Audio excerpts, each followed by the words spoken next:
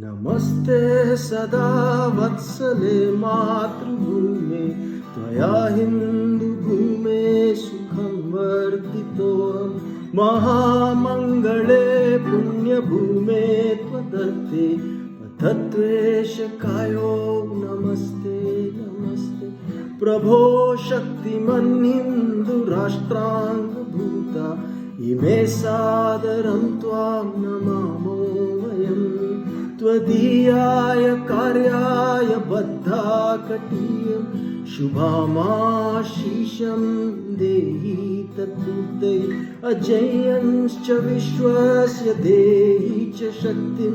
सुशीलं जगत्येन नम्रं भवेत् श्रुतं चैव यत् कण्ठकाकीर्णमार्गं स्वयं स्वीकृतं नः सुगं कारयेत् नमस्ते सदा वत्सले मातृभूमे त्वया हिन्दुभूमे सुखं वर्धितोऽहं महामङ्गले पुण्यभूमे त्वदर्थे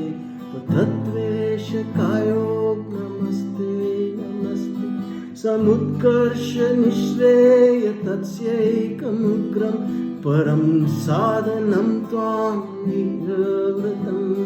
तदन्तः स्फुरद्वक्षयाध्येयनिष्ठं